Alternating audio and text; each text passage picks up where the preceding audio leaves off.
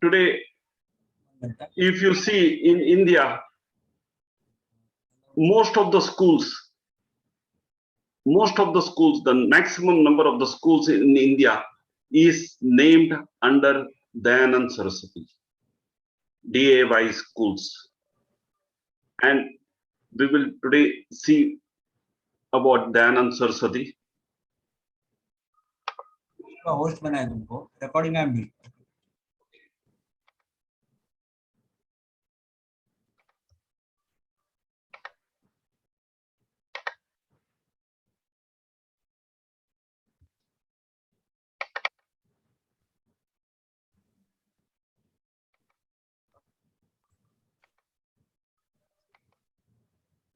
Dayanand Saraswati was of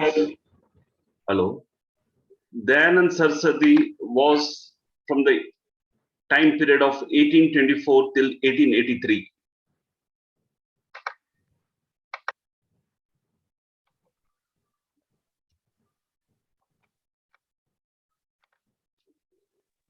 Dayanand Saraswati was an Indian philosopher. He was also a social leader. It was a time when the British came. He was the first to call Swaraj as India for Indians. And this call was taken up by Lokmanya Tilak.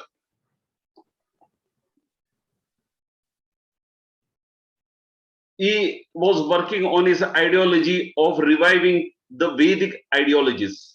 He was working over that. In short, he was a very important Hindu religious leader. He is the founder of Arya Samaj in 1875. He was a profound scholar of Vedic and Sanskrit language. And as I said, he was the first to give the call, Swarajya, Indian for Indians.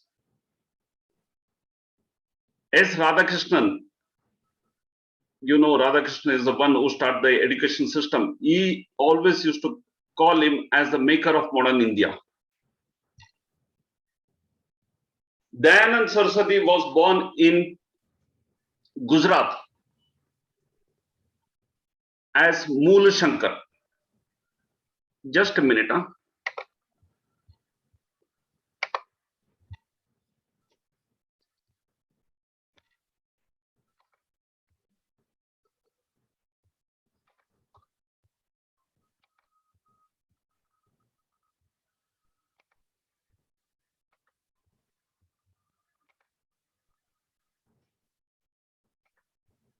Sorry for the interruption.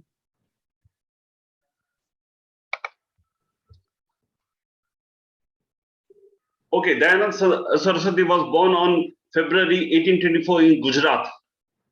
His original name was Mool Shankar. He was from an affluent Brahmin family who was a follower of Shiva. The reason I am writing this specifically, because you will come to know in the forthcoming slide why I have mentioned it specifically. The family was deeply religious, and Mool Shankar was also religious. He was taught rituals, importance of fasting, and all those things at an early age. Mool Shankar was attracted to the spiritualism after his sister died when he was 14 years old. Then he started asking the questions of life, death, and afterlife to his parents. But his parents didn't have an answer because they were normal people who didn't have much of a Vedic knowledge. And when he was asked to get married, Mool Shankar ran away from the house. And then 20 years he spent visiting temples, shrines, holy places, trying to learn as much as he can. He met yogis and yogis to find out an answer to his questions, but he couldn't find the answers. And ultimately, he got the answers from Veda.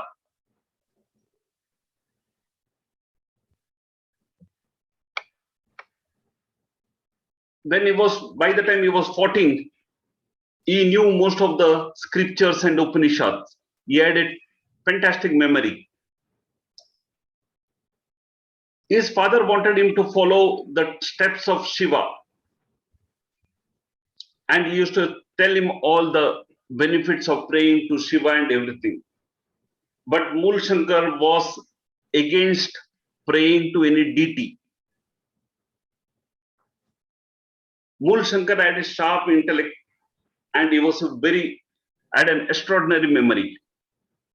When he met his guru, Swami Viraj Anand Dandisha, Viraj Anand Dandisha was a great Swami, and you can see there is a stamp also made on his name. At that time, Mool Shankar's most of the questions were answered and his way of outlook completely changed. When he went to meet his Guru, Guru asked him, what is your objective in life? And he told he had a lot of questions which has to be answered. And the Guru asked him, what you have learned so far? And he told me, I have learned Kaumudi and Saraswata.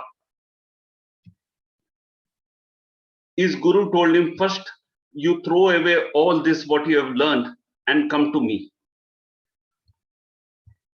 He went and he threw away all the books what he has studied into river Yamuna, and he came back, and the Guru changed his name to Rishi Dayanand. Now you will ask, why? What does this indicate? This indicates that the Swami Virajanand was telling him, when you are in a particular line of study, just devote yourself to that school of thought. Don't mix it with something else.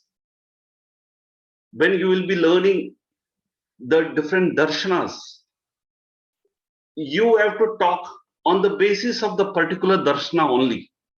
You cannot mix this darshana's thoughts with the other darshana, and you will get totally confused.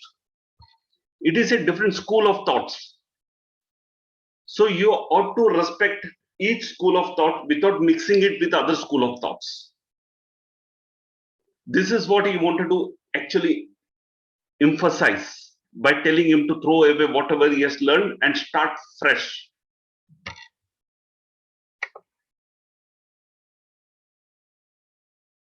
Actually, Dayanand believed that Hinduism has been corrupted.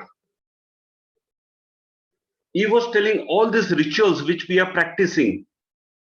We go in the temple, we take 3 rounds of the temple. It is not mentioned in any Vedas. There are so many rituals which we are doing, it is not mentioned in the Vedas. So he is telling, why are we following that? He was against idol worship. He was telling that in Vedas it is not said to do idol worship. Dayanand Saraswati was an outspoken, straight person. He will call a spade a spade. Hindus got annoyed with him because he was directly telling that these rituals are all made by the priest and the pujari. It is not written in any books that these rituals has to be done. He told against other religion also. He spoke about Christianism and he told in the Bible so and so, he gave the aphorism, he told the verses and told this is all wrong. He spoke about Muslims also, that in Islam this is being followed, which is not right. He was outspoken. He spoke about each and every religion. You can go to Wikipedia and you can find out what he has written about each religion. I didn't mention it on the PPT. I didn't want to put it on our PPT. But he was outspoken about each beliefs and religion which was practiced. And because of that, he had a lot of enemies. There was one incident where the enemies tried to catch him and they came to fight with him, and he went to the river. And in the river, he was a strong man, because what he did, as soon as they started fighting with him, he caught them and jumped into the river.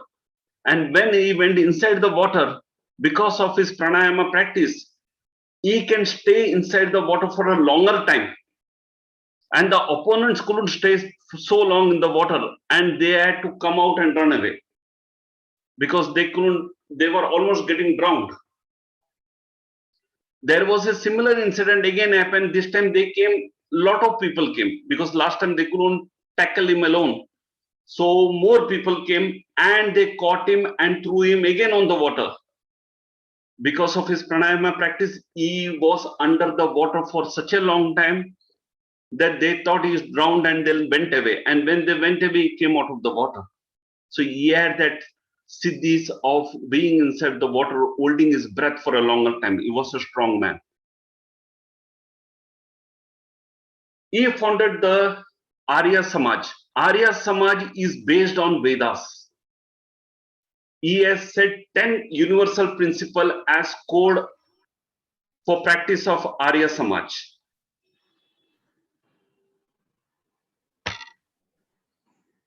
The 10 principles, what he has told is that God is the efficient cause of all true knowledge. That means ultimate knowledge is God. Second, what he has told is God is formless, God is merciful, God is unborn, God is endless. The same thing about Brahman, what is told in Vedas. Then the third he has told is Vedas are the scriptures of true knowledge. And all Aryas means all followers of Arya Samaj, has to read them, teach them, recite them, and hear them being read. And he told one should always be ready to accept truth and renounce untruth. All acts should be performed in accordance with Dharma after deciding what is right or wrong. The prime object of Arya Samaj is to do good to the world, physical, spiritual, social good of everyone. Our conduct towards all should be guided by love, righteousness, and justice. And the eighth one he told is we should dispel avidya and promote vidya. Here is not talking about the empirical world. It's not talking about the vidya of empirical world. Like a person can say, I am a doctorate, I have studied so and so, so and so. That is not considered as vidya. Here, what he means by avidya and vidya is the spiritual knowledge. No one should be content with promoting ease or good only. On the contrary, he should look for good in promoting the good of all. That means teamwork, unity, well-being of everyone, not of individual self. And then last he told one should regard oneself under restriction to follow the rules of the society for promoting the well-being of all. That means we should think of individual welfare with our restrictions, with moral rules and regulations. Arya Samaj was established on 7th April 1875 in Mumbai. The purpose of Arya Samaj was because he wanted to move the Hindu Dharma from fictitious belief, rituals, and all those stuff, and bring it back to the teaching of Vedas. Because in the Vedas, we don't talk about rituals. The goal of Arya Samaj has always been Kridmantu Vishwam Aryam, that is to make this world noble. A noble human being is one who is thoughtful and charitable, who thinks good thoughts and does good actions. Surprisingly, even though he was speaking against Hinduism, his teaching was very effective and his followers grew. because most of the Hindus realized that what he is talking is right. He was talking that you should educate even the ladies, women. On those days, the girls were not educated. So he was telling you have to give equality to everybody. He didn't believe in casteism. All those started being accepted. After the creation of the first Arya Samaj in Mumbai, others began to form wherever Swamiji went because the success was so much. Even in small villages of Uttar Pradesh, Bihar, and Rajasthan, this Arya Samaj used to spread. Today, even in Australia, there are various Arya Samaj. Hello, can you all mute? Somebody's disturbing me, please. And today, the Arya Samaj is alive and sound in all parts of the world, actually. Even in Australia, you have got Arya Samaj. What Dayanand was telling is, when one Arya, means one follower of Arya Samaj is alone, then he should do self-reading. When two people get together, they should discuss and ask questions and answers within themselves. And when more than two people are there, they should read Vedas and do satsang together.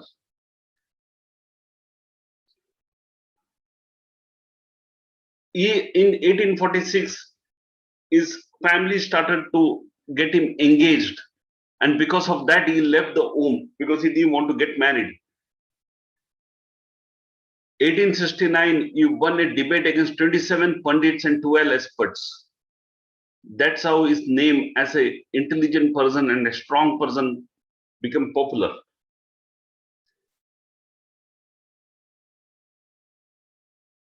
Dayanand Saraswati's message about Vedas, he reminded his country people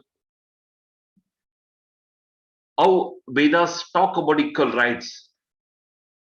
He said Smritis and Puranas misled people in such practice as untouchability and exploitation of women.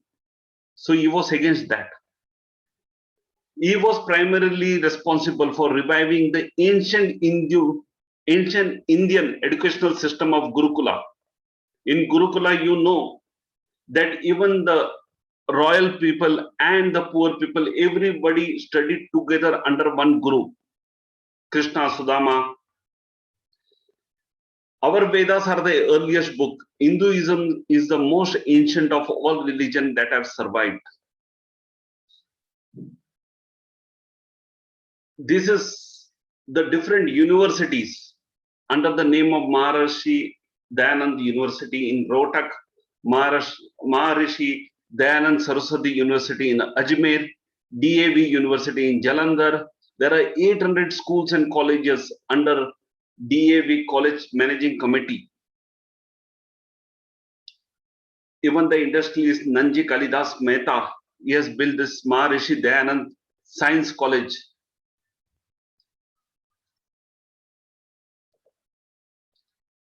His death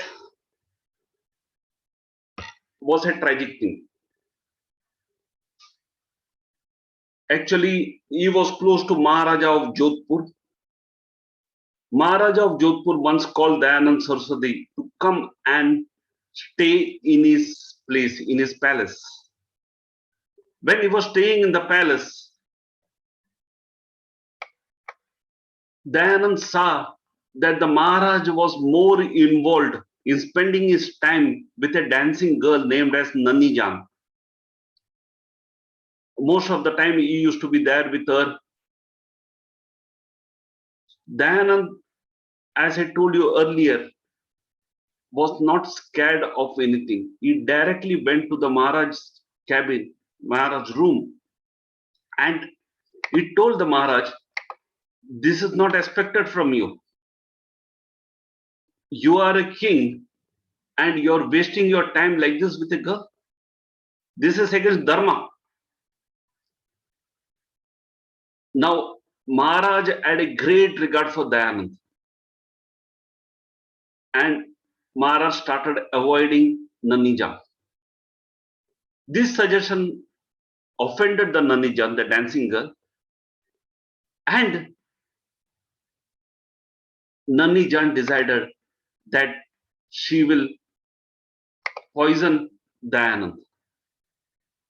She somehow bribed the cook, the royal cook, and told the royal cook that give a poison in such a manner that Dayanand doesn't come to know that there is a poison and he can die instantly.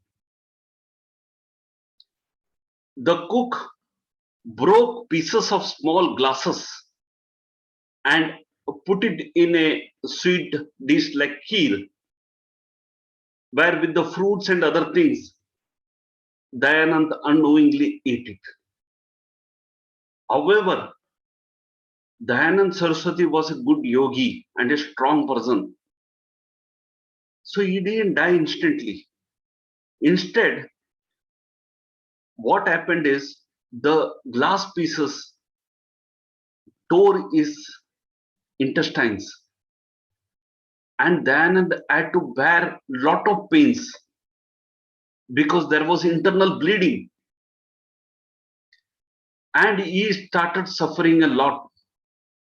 He was not dying, he was dying, but he was suffering more. And that on those days you cannot do surgery and remove the glasses. And seeing him suffering, that royal cook felt very apologetic, and he came to him and he apologized. He confessed that I am the one who has given you the poison. I'm sorry about it.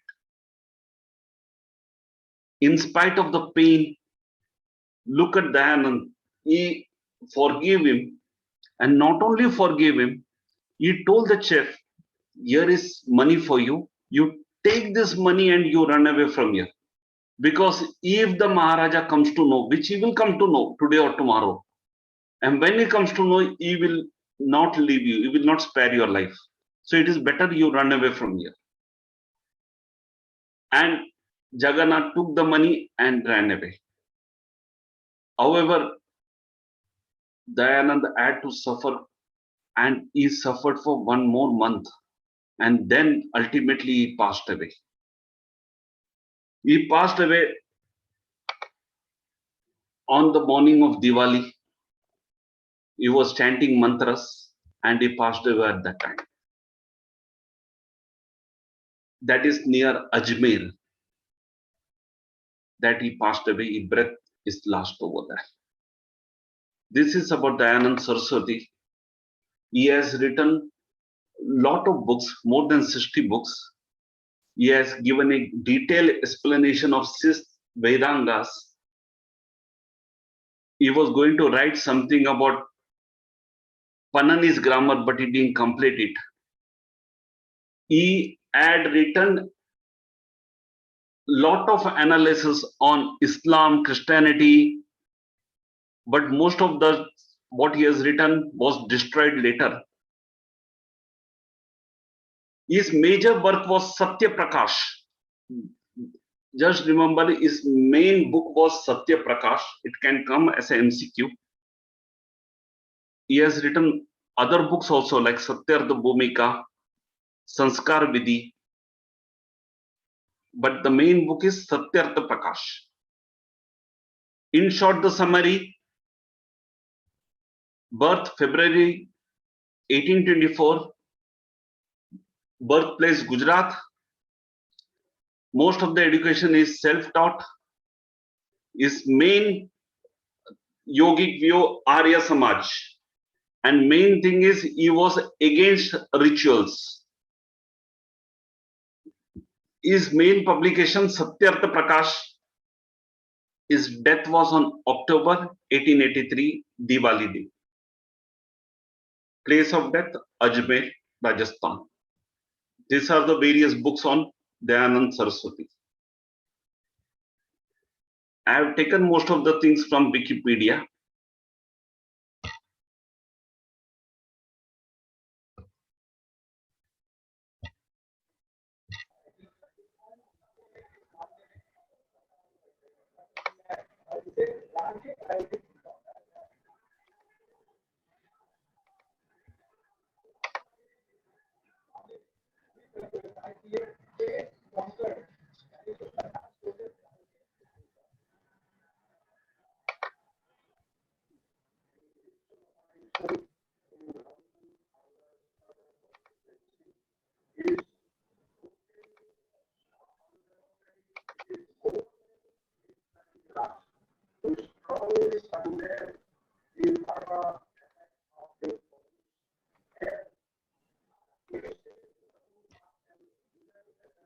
Mahesh Yogi.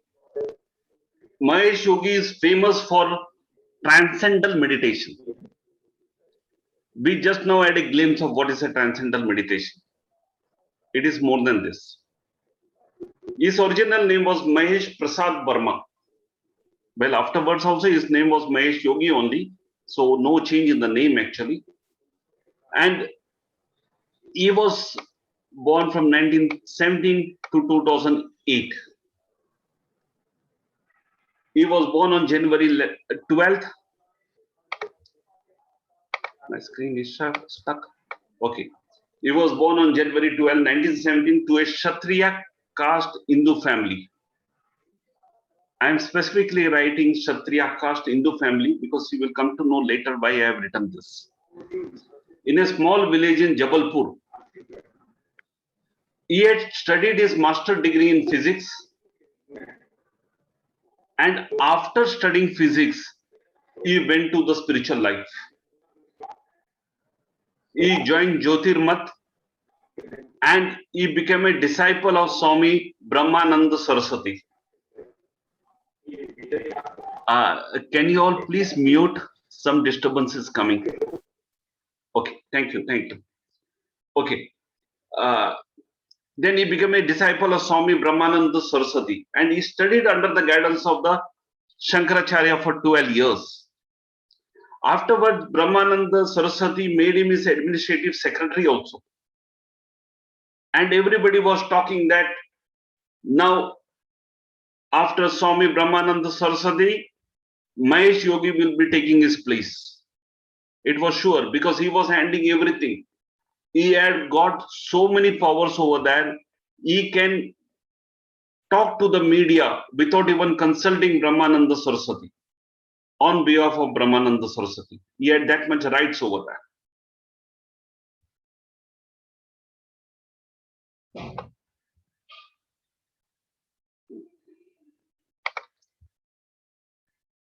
And Mahesh Yogi was saying that it was Brahmananda Saraswati's insistence that he complete his university degree and then he should come under him to study. He was trusted with all the bulk of Swami Brahmananda Saraswati's correspondence. He also used to give speeches on Vedic themes and everything on behalf of Brahmananda Saraswati. And Brahmananda Saraswati also taught him a lot of things. The meditation, what he was telling to the world, he says that it was taught by Brahmananda Saraswati.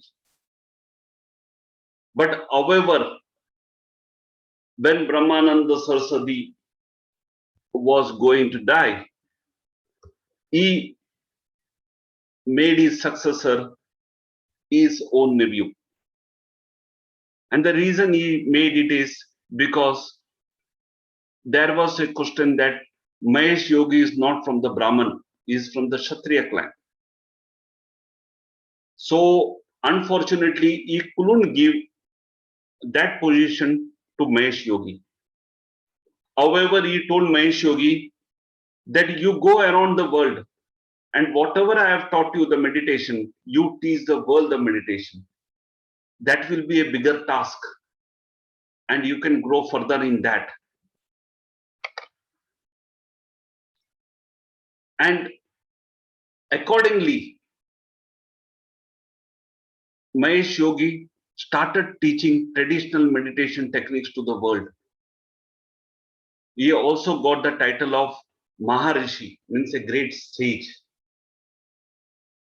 And then he started his spiritual movement of spreading the knowledge of meditation. And you will see that his full life, Mahesh Yogi's full life, was only to spread the knowledge of transcendental meditation, nothing else. So you will observe from the next slides that he has done so much. He left Uttarkashi and he started the traditional meditation techniques as taught by his guru, which he later named it as transcendental deep meditation. He traveled around India for 2 years. First, he was just talking to his Hindu audience in an Indian context.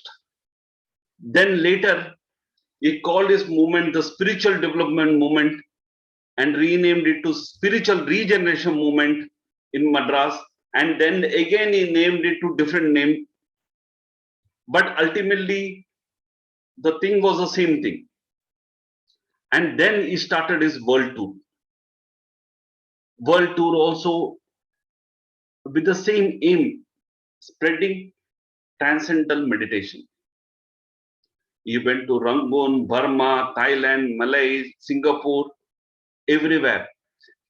A paper also reported he has no money, he asked for nothing. His worldly possession can be carried in one hand. That is what was written in the paper on those days. But when he passed away, when he died, he had 300 million US dollars worth of assets. So it was not that he had no money that which cannot be carried in one hand. Later, he developed in such a manner, the organization developed in such a manner that worldwide everybody contributed and helped him. He taught transcendental meditation techniques in Honolulu, San Francisco, Los Angeles. He was just thinking about spreading the knowledge of transcendental meditation.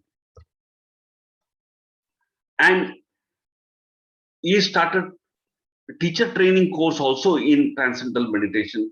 First, he started in Rishikesh with 60 participants. Now it is worldwide, it is over there. Worldwide is teaching transcendental meditation.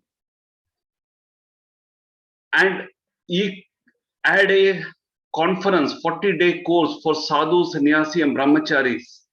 And he was teaching them how to do transcendental meditation. In his fifth world tour, consists of visits to main areas of America, Europe, India. If you can see, his full life was only this, transcendental meditation. In 1968, he announced that is, just a minute, my screen got stuck.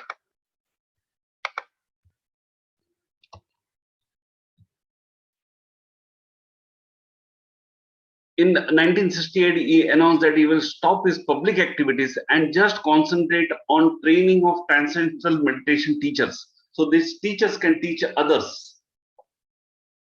He had already completed 13 world tours, visited 50 countries, and he told his plan is to establish 3,600 transcendental meditation centers throughout the world. So he is talking his proper talking in a business angle, enterprising angle. He had a 5-continent trip to inaugurate what he called the dawn of the age of enlightenment. And you can see that he has also concentrated in India, where in India he did Maharishi Ved Vigyan Vishwa Vidyapeetham, educational institution, and he has trained more than 50,000 Pandits in traditional Vedic recitation. And this was at a low cost. Frankly, this was at a low cost because he was propagating also in India. He was propagating also in foreign countries. Many of the followers was donating, and that was the reason he could get lot of assets and wealth. he was not like Rajneesh, where one could have a lot of cravings for Rolls Royce and everything. Of course, he also had a helicopter, but that was required. He was a low profile guy, frankly speaking. But however, such growths are not appreciated in India. In India, if you struggle, it's fine. And if you do good, who comes back of you? Income tax. If you do good, they want a share. And if you don't do good, nobody is there to help you. It's like that. And same thing happened with Mahesh Yogi also. Indian tax department accused him of falsifying expenses. And because of that, he felt very bad. They couldn't find any proof ultimately. But then there was a stigma on him. He felt bad that he was accused wrongly.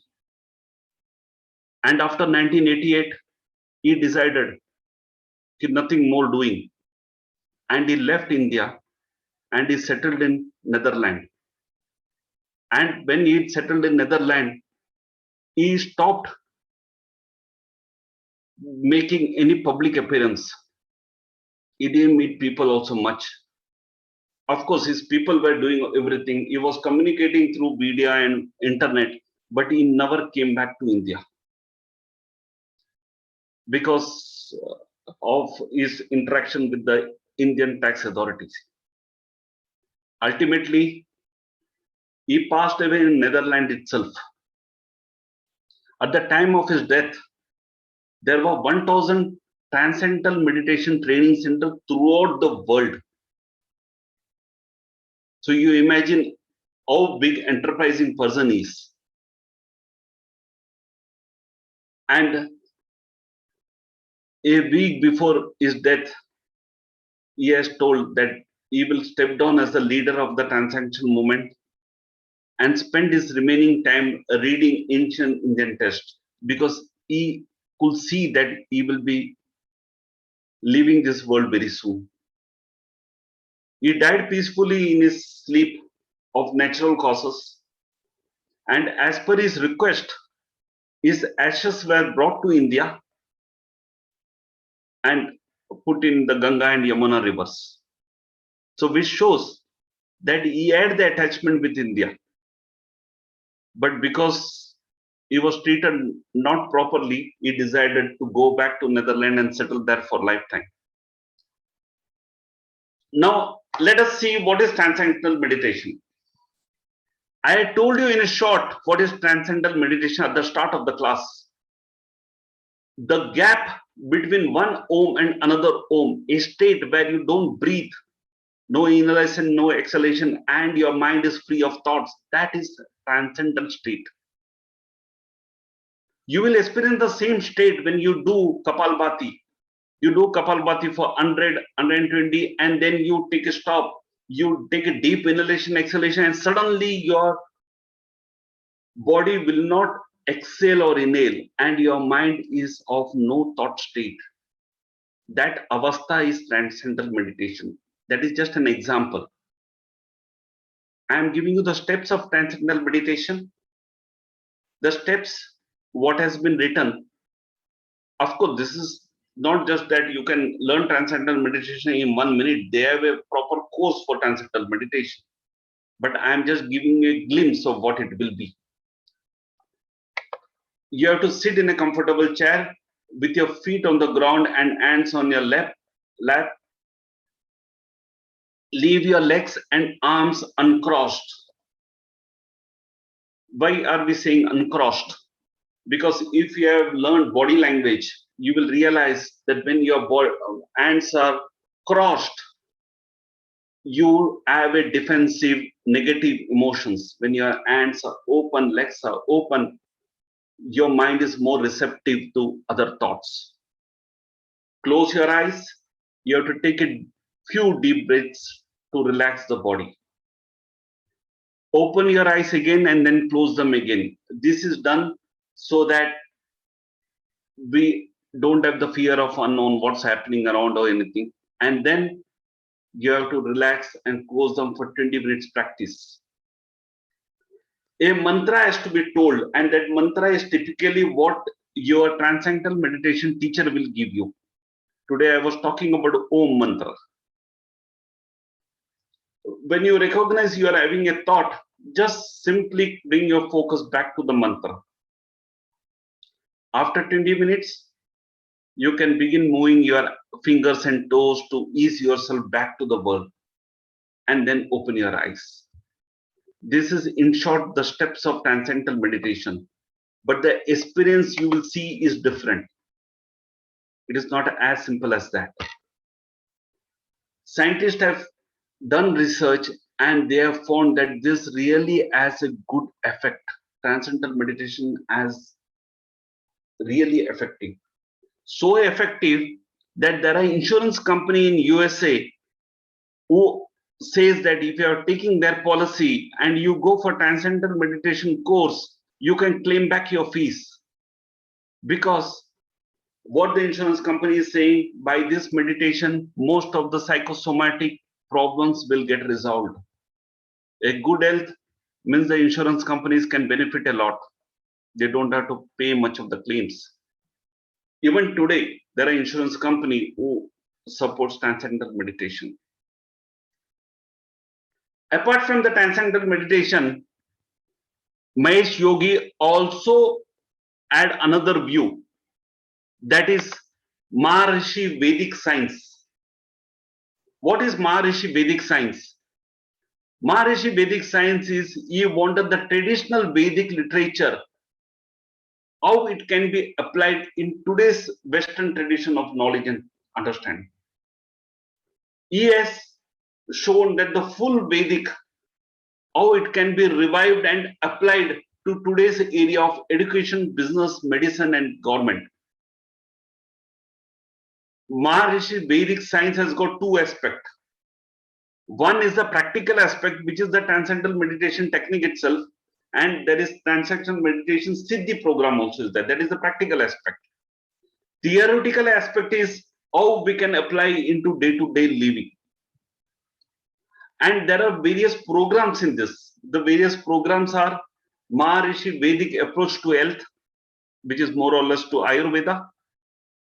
Maharishi Sthapatya Veda, that is on design and construction of the buildings. Maharishi Gandharva Veda, that is classical Indian music. Maharishi Jyotishi, I don't have to say that.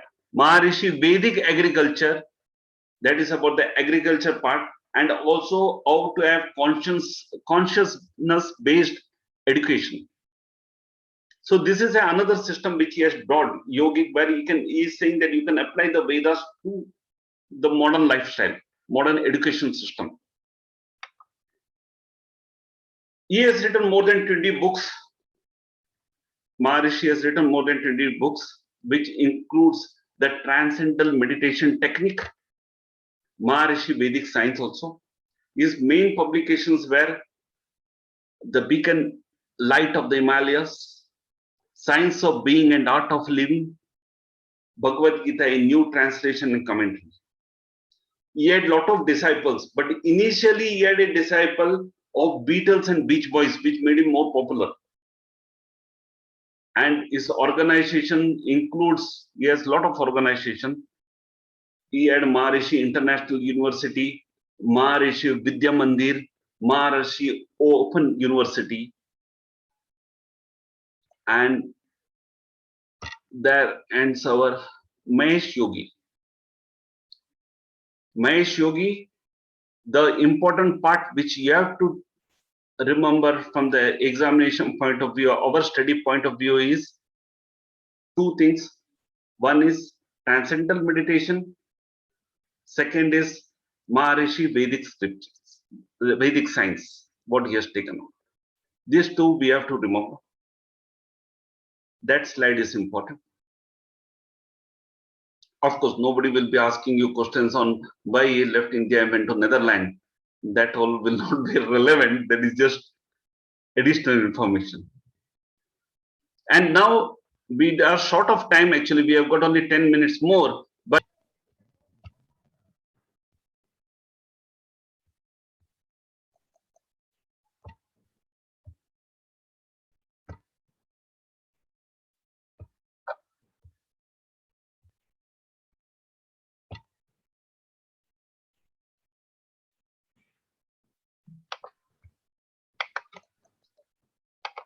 Okay, so today we are going to talk about Dhirendra Brahmachari. Dhirendra Brahmachari, most of you must be already knowing him. You must have seen him in Doordarshan long time back. So doing yoga abhyas. So that is Dhirendra Brahmachari. His original name was Dhirendra Chaudhary, and he was from Bihar. His main disciple was, as you all know, was Indira Gandhi, and he also had a disciple Yogi Bhajan, who became very popular in US. Even today, his three successor who follows his traditions is one Mr. Balamukund Singh from India, and also in Switzerland and Australia. He had ashrams in Delhi, Jammu, Katra, Matlai. Matlai is the place where he ultimately passed away. What are his achievements? He is owner of Vishwayatan Yogashram. Vishwayatan Yogashram is the famous Morarji Desai National Institute of Yoga, which is today's. Of course, today he has got no connection with that, but he is the one who started it originally. Today it's a fully government organization. It's owned by the government today. Dhirendra Brahmachari promoted the benefits of yoga by Doordarshan, Yoga Abhyas. He started that. And because of that, Yoga Abhyas, he became very popular. But fortunately or unfortunately, the opposition party, they told that this is not good because the one who is demonstrating is not wearing proper clothes, and this is all not good, and it had created a lot of problems on that. That is just because the opposition wanted to create some problem. However, that's a different story. And then he wrote books on Sukshma Vyayam and Yoga Asana Jnana. Sukshma Vyayam, we are quite famous. We all know Dhirendra Brahmachari Sukshma Vyayam, but he is not the one who has invented Sukshma Vyayam. Sukshma Vyayam was actually by Kartikeyan Maharaj, and he was studying under him. And when he studied, Kartikeyan Maharaj didn't publicize Sukshma Vyayam, but he taught to Dhirendra Brahmachari, and Dhirendra Brahmachari is the one who propagated it throughout the world. But Sukshma Vyayam. His yogic views were, as I told you, he learned Sukshma Vyayam from Maharishi Kartikeyan, and that's how Sukshma Vyayam is famous for Sukshma Vyayam. That is his yogic view mainly. In the childhood, after reading Bhagavad Gita, at the age of 13, he went to Varanasi, and there under Maharishi Kartikeyan, he studied. And Dhirendra Brahmachari was very good in yoga. If you all might remember him, he was tall and with a good physique. He was invited on those days. India and Russia used to have a very good relation. And the Russians wanted to learn yoga, and they requested the government to send a team of yoga teachers who can teach their astronauts. And Dhirendra Brahmachari was the one who went over there leading the team. Later, on appreciation from Russia, Jawaharlal Nehru told him to come and teach yoga to Indira Gandhi to improve her health. And then there was a change in his life after his association with the Gandhi family. He started teaching the full family yoga, and he was regarded as a very good advisor. And because of this, he used to, there is a saying that he used undue advantage of that influence, and because of that, he could gain a lot of wealth. There was also criminal charges against him. because during the emergency, he has smuggled aircraft without paying custom duties. Because of his relation with the Gandhi family, he could get all those things done. There was a lot of criminal cases against him. He had actually illegally imported gun parts also to his factory, whereas he already had a license to make guns from local materials. So the question is, a yogi wanting to make gun and sell it?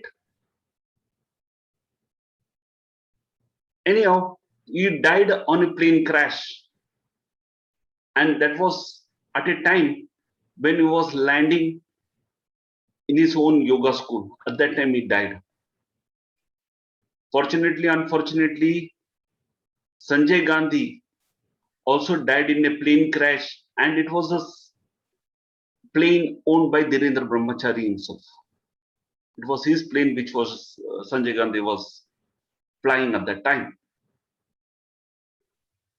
I personally feel that Dhirendra Brahmachari is considered as a yoga guru. This is my personal opinion.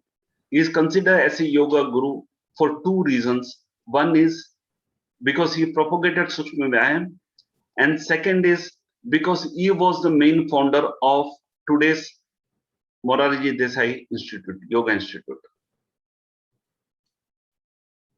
There was a film on him, Sukshma Vyayam, on Dhirendra Brahmachari, which you can get it on the YouTube also. And the nickname of Dhirendra Brahmachari is Flying Swami. They used to call him Flying Swami because he was really flying high. In a short time, he just rose because of his influence in the Gandhi family. This is what I could get about Dhirendra Brahmachari. There is not much about him in the net.